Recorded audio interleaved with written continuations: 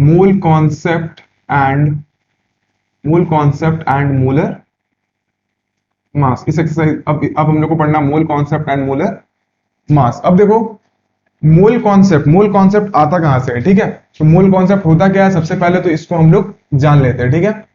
तो अब देखो मोल का मतलब क्या होता है। मोल सिंपली हम लोग बोल सकते हैं कि एक क्वांटिटी रहता है, ठीक है। मोल एक तरीके का क्वांटिटी है जो आपका नंबर ऑफ पार्टिकल्स बताता है, ठीक है। नंबर ऑफ पार्टिकल्स, इसको हम लोगों ने एवोगाड्रोस लॉ में भी पढ़ा था, ठीक है। अब देखो अगर मोल्स की बात करें तो मोल्स होता क्या है कि अगर हम लोग वन मोल को डिफाइन करें ना, वन मोल को, तो वन मोल जो होता है ना उसको हम लोग बोलते हैं कि अगर हम लोग वन मोल को डिफाइन करें तो बोलते हैं कि number of particles that is present in 12 gram of carbon 12 isotope. तो कितना पार्टिकल है आपका 12 ग्राम ऑफ कार्बन 12 आइसोटोप में, उसको हम लोग बोलते हैं one mole. Number of carbon atom, number of particles present in carbon, number of particles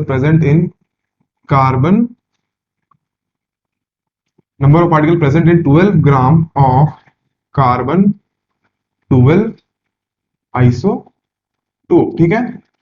अब वन मोल को जब निकाला गया था तो आया कितना था, वन मोल का जो वैल्यू आता है वो आपको पता है कितना के बराबर होता है, 6.02 into 10 to the power 23 particles होते हैं, ठीक है। अब अगर हम लोग वन मोल ऑफ एटम का बात करें तो यहां पर एटम होगा, वन मोल ऑफ मॉलिक्यूल का बात करें तो यहां पर मॉलिक्यूल होगा। अब आपको अगर मोलर मास डिफाइन करना है तो मोलर मास तो और भी सिंपल है। मोलर मास जो होता है वो आपका सिंपली एटम का एटॉमिक मास के बराबर होता है और मॉलिक्यूल का मॉलिक्यूलर मास के बराबर होता है। बस आपको ध्यान रखना है कि उसको आपको ग्राम में एक्सप्रेस कर देना। अगर आप उसको ग्राम में एक्सप्रेस कर देते हैं, जो आपका मास आएगा वो आपका मोलर मास हो जाएगा, ठीक है।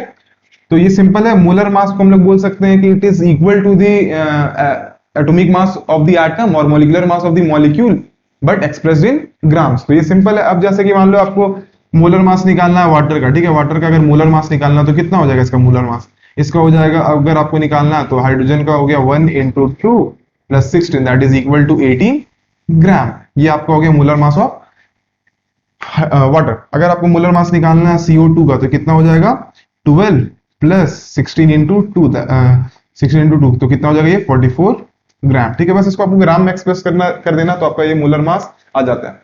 अब देखो हम लोग मोल्स को कैसे डिफाइन करते हैं, कुछ कॉन्सेप्ट जो मैं आपको बताता हूं, ठीक है।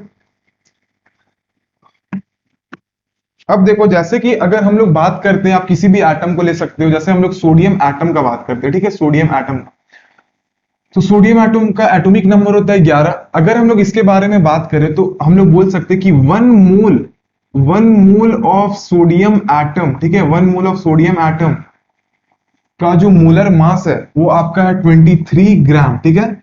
One mole of sodium atom का जो आपका एटॉमिक मास है, मतलब मोलर मास है वो 23 ग्राम।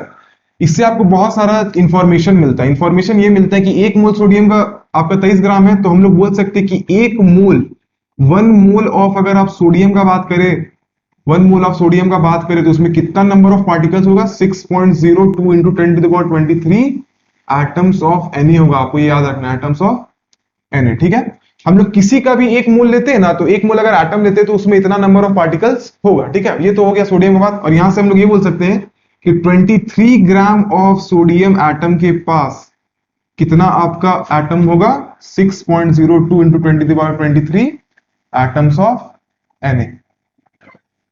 अगर आपको मान लो 1 ग्राम 2 ग्राम 3 ग्राम जिसके लिए भी निकालना, तो सिंपल यूनिटरी मेथड कर दो। आपको अगर 1 ग्राम के लिए निकालना है, 1 ग्राम के लिए आपको अगर निकालना है तो आप सिंपली क्या कर दो, 6.02 इंटू 10 टू द पावर 23 को आप डिवाइड कर दो 23 से, तो नंबर ऑफ पार्टिकल्स आ जाएगा। आपको मान लो 5 ग्राम के लिए निकालना है तो सिंपली ये unitary method 6.02 into 10 to the power 23 by 23 into आप कितना कर दो 5 कर दो। तो सिंपल आप इसको कैलकुलेट करोगे तो आपका आंसर आ जाएगा। तो ये तो आपका हुआ हम लोग जब एटम्स के बारे में डिस्कस किए। लेकिन कभी कभी मॉलिक्यूल्स के बारे में डिस्कस करते हैं, तो मॉलिक्यूल देखो क्या होता है।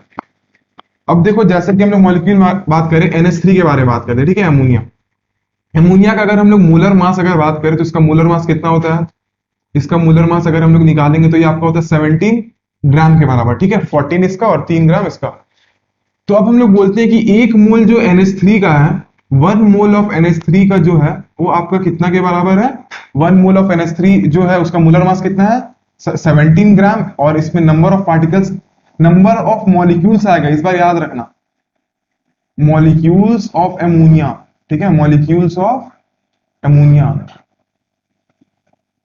और मॉलिक्यूल कैसा रहेगा अमोनिया का, अगर आपको बनाने आता है तो ये एक बॉन्ड हाइड्रोजन के साथ एक और, ये 3 बॉन्ड, और यहाँ पर एक आपका लोन पेयर आता है, ठीक है। तो ये आपका होता है स्ट्रक्चर एमोनिया का। अब देखो, तो ये हम लोग बोले कि 1 मोल ऑफ NH3 के पास 6.0 into 10⁻23 मॉलिक्यूल्स ऑफ एमोनिया है। इसका मतलब कि अगर हम लोग बात करें तो 17 ग्राम ऑफ NH3 के पास कितना मॉलिक्यूल्स ऑफ एमोनिया है? 6.02 into 10⁻23। अगर आपको 1 ग्राम के लिए निकालना है तो 1 ग्राम ऑफ NH3 के पास कितना होगा? 6.02 into 10⁻23/17, ठीक है। ये तो हम लोग बात कर रहे हैं मॉलिक्यूल्स, ये जितने भी हैं मॉलिक्यूल्स है, ठीक है। लेकिन कभी कभी क्वेश्चन में आपको क्या दे देगा ना, आपसे पूछ देगा कि बताओ कि इतने ग्राम में कितना नंबर ऑफ एटम्स होगा। आपको बस एटम्स दिया, तो अब मेरे को बताओ कि NH3 मॉलिक्यूल में, NH3 मॉलिक्यूल में एक हाइड्रोजन यहाँ, एक हाइड्रोजन यहाँ, टोटल कितने नंबर ऑफ एटम्स हैं? 3 एटम आपका हाइड्रोजन का और 1 एटम आपका नाइट्रोजन का। तो एक मॉलिक्यूल में नंबर ऑफ एटम्स कितने हैं?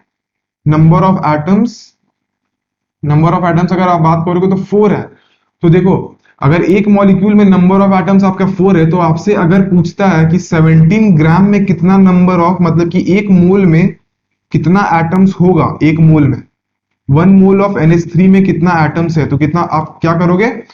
अगर आपको पता है कि एक मोल में नंबर ऑफ मॉलिक्यूल्स कितना होता है 6.0 into 10⁻23, और एटम्स को अगर बात करो तो एक मॉलिक्यूल में 4 होता है, तो आप इंटू 4 कर दो, तो ये आपका बता देगा नंबर ऑफ एटम्स बताएगा, ठीक है, नंबर ऑफ एटम्स। इसमें ये प्रिस्क्राइब नहीं है कि नंबर ऑफ एटम्स हमको नाइट्रोजन का लेना है या फिर हाइड्रोजन का। अगर आपको हाइड्रोजन का लेना होता तो आप इंटू 3 करते, अगर आपको नंबर ऑफ एटम्स बोलता नाइट्रोजन का तो आप इंटू 1 करते। तो ये हो गया मोलर कॉन्सेप्ट का कुछ बेसिक इंफॉर्मेशन।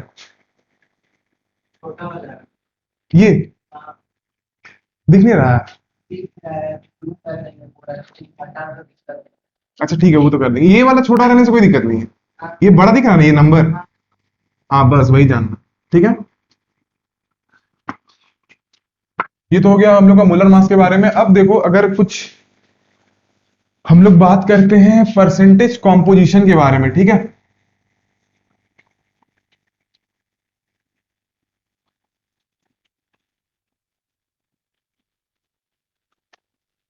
परसेंटेज कॉम्पोजिशन ये भी एक आपका बहुत छोटा सा टॉपिक है, इस पे कुछ ज्यादा आपको पढ़ना है नहीं।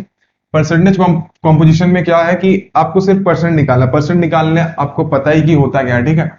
अब देखो, अगर आपको परसेंटेज कॉम्पोजिशन का बात करें तो परसेंटेज कॉम्पोजिशन का जो डेफिनेशन होता है, अगर हम लोग बात करें तो क्या हो जाएगा, किसी का भी बात करो तो ये आपका जो फॉर्मूला आता है वो आता है आपका total mass of component, total mass of component by total mass of molecule, या फिर कंपाउंड बोल सकते हैं, इनटू हम लोग क्या कर देते हैं 100, तो ये आपका परसेंटेज बता देता है, ठीक है। तो सिंपल है। अब देखो, जैसे कि आपको जानना है कि जैसे कि आपको बोला गया है कि H2O है, ठीक है। अब आपको बोला कि बताओ हाइड्रोजन का क्या परसेंटेज कॉम्पोजिशन है वाटर में। तो अगर आपसे पूछा जाए तो आप अगर हाइड्रोजन का मास देखोगे तो कितना है 2 ग्राम, ऑक्सीजन का मास देखोगे तो कितना है 16 ग्राम, ठीक है। तो आपसे परसेंटेज कॉम्पोजिशन पूछा तो आप क्या करोगे, आपका हाइड्रोजन का मास कितना है 2 ग्राम, परसेंटेज कॉम्पोजिशन ऑफ, अगर आपको हाइड्रोजन निकालना है, ठीक है, हाइड्रोजन का, तो आप क्या करोगे, यहाँ पर रखोगे 2, टोटल मास कितना हो जाएगा 18 इंटू आप कर दोगे 100। अगर आप इसको सॉल्व कर लोगे तो आपका आंसर आ जाएगा, आप करो तो 1 बोल सकते हैं कि 100/9%, that is equal to 11 point something आएगा, 11 पॉइंट मान लो 1% आ रहा है, ठीक है। तो ये आपका हो गया percentage composition of, percentage composition topic. अगर आप इसमें ऑक्सीजन का भी निकालना चाहो तो सिंपल है, आप ऑक्सीजन का भी निकाल सकते हो। तो ये था परसेंटेज कॉम्पोजिशन, सिंपल सा टॉपिक है, इसमें ज्यादा कुछ पढ़ना हम लोग को है नहीं, ठीक है।